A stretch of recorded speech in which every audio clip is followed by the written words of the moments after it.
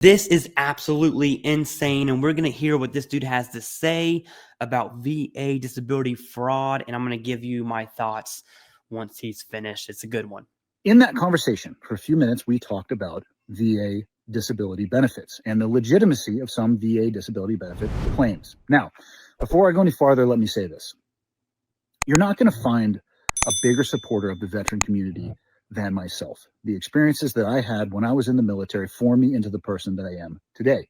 However, having said that, I am not going to ignore the things that happen inside of the military and sometimes in the veteran community. We're not perfect people, the community writ large, because it's a melting pot of society. And you have people who serve for altruistic reasons, and you have people who serve for personal benefit. And the same thing when they exit service.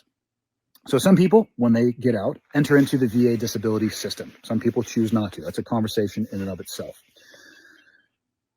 I think it's very important to talk about how we entered into this particular conversation, the lens that I at least was trying to look at it through. And that was the lens of DOGE. I was specifically talking about Elon Musk and Vivek.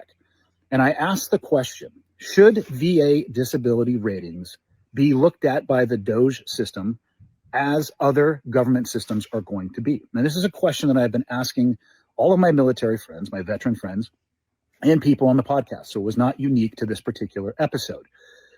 We discussed that there are, in fact, fraudulent claims inside of the VA disability system. A number was thrown out there. It was 50%.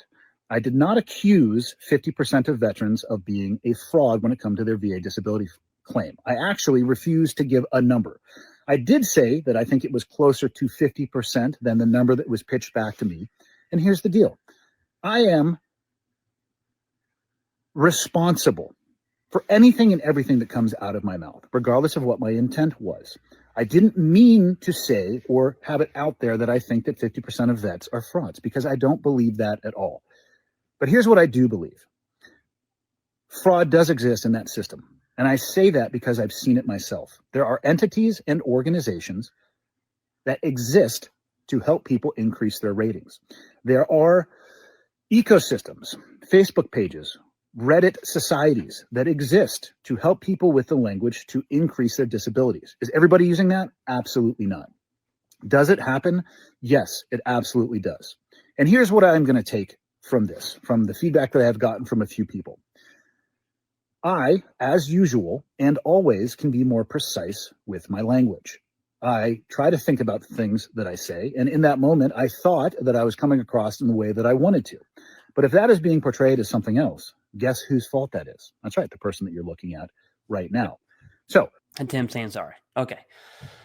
Yeah, man. So let's talk about 50% of claims being fraud, all right, or veterans, whatever that looks. So one, this topic confuses the baloney out of me, because the majority of veterans would actually tell you that the process is too hard to get through and that the VA denies veterans left and right. But at the same time, according to this person, okay, and on this podcast, as long as you have the right words, then you'll be service connected. And to be honest with you, that's not true. There's a lot, man, I don't want to bash this dude or the people he was on the podcast with, but this is ignorance on social media. I mean, you just don't know what you don't know. It's not his fault, okay? And let's talk about some facts here. So the facts, and this is not going to be a big three video, but I have to mention the big three because it's critical. And the facts are, there are 3 criteria that must be met. This is required, not optional. Must be met for service connection, period, right? And I'm going to go out on a limb here and say that this person and whoever he talked to does not know what the big 3 criteria are.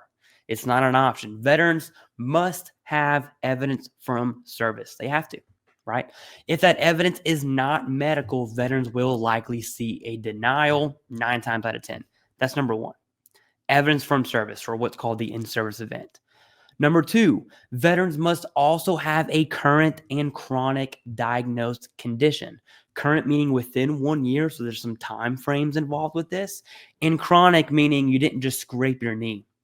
Okay, you have a legitimate diagnosed condition from a medical professional, by the way, Oh, that's on top of number one, which is having evidence from service. So missing cartilage in my knee, having evidence from service of knee pain, bada bing, bada boom. Then we move on to criteria number 3, which is the nexus and the most difficult. Veterans must have a nexus linking their current diagnosed claim condition coupled with their evidence from service to their military service. Can a veteran make their own nexus? No, they can't. It must be a specialist and a medical professional to make the nexus. So the veteran cannot service connect themselves by using the right words. As literal as that means, okay, the nexus is made by the C&P examiner. Even if you have your own nexus letter and DBQ that you paid for from a private physician, the VA is still going to order a C&P exam. All right. Now, this guy mentions companies that help to get your rating. Here's another fact here. Most veterans do not associate with the VA because they simply just don't know. Right. You have Vietnam era veterans, the ones who are still alive at least, who could rate 100% P&T super easily just due to hypertension being presumptive because of extreme Agent Orange exposure. And that hypertension throughout the years has developed into kidney conditions and heart problems, maybe a liver disease, maybe some obesity, maybe some mental health issues, right? So on and so forth. But yet that Vietnam era veteran does not know what they don't know. The ones that have passed and their surviving spouse is still around, they don't know that their spouse, the veteran died from a heart attack due to hypertension, and they could rate benefits, but they don't speak to the VA because they do not know, right? And so when you see companies that have the revenue and the funds to push advertisements, they can reach out to these veterans. And let me ask you a question here. You know who doesn't reach out to veterans? It's the VA. Okay. Now I'm gonna push it a little bit further.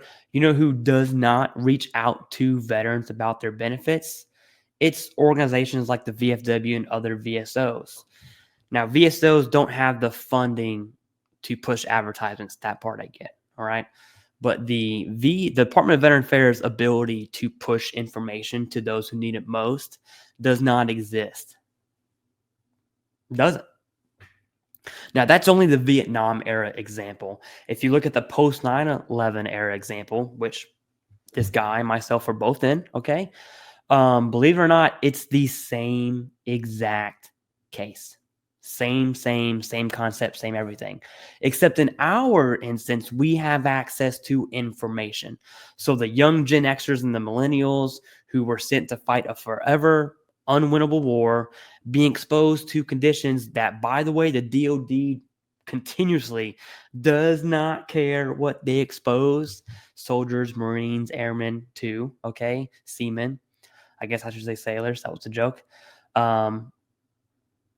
It's the responsibility falls on the VA to now service connect those veterans and then compensate them for issues that veteran and their family is going to deal with for the rest of their life.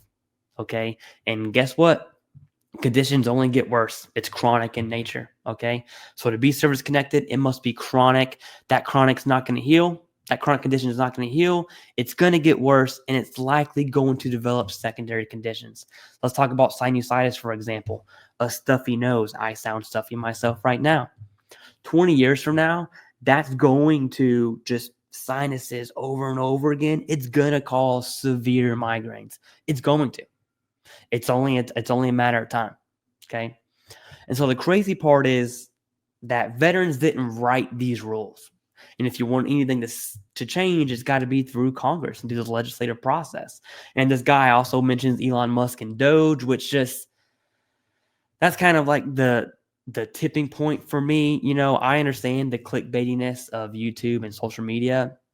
I understand why this was brought up during the podcast, but to position or kind of offer VA disability, saying, hey, Doge, look at VA disability. 50% of veterans are committing disability fraud. You're just, people are saying that out of ignorance and you don't truly know, right? which is crazy because you don't even have to guess about fraudulent claims. The data is out there. There are VA OIG reports. The VA OIG cracks down on fraud, that I can assure you. Sometimes they even get it wrong, okay? But there, you can look at all the claims service connected. You can look at fraud that are being tried and convicted. Okay, convicted. It's less than 1%. It's a minute. It's not even close to 1%. Okay, it's very, very little amount of fraud. Right. So my overall thoughts on this one is just a big no, man. Just what are you doing, dude? He has a bigger platform than me, which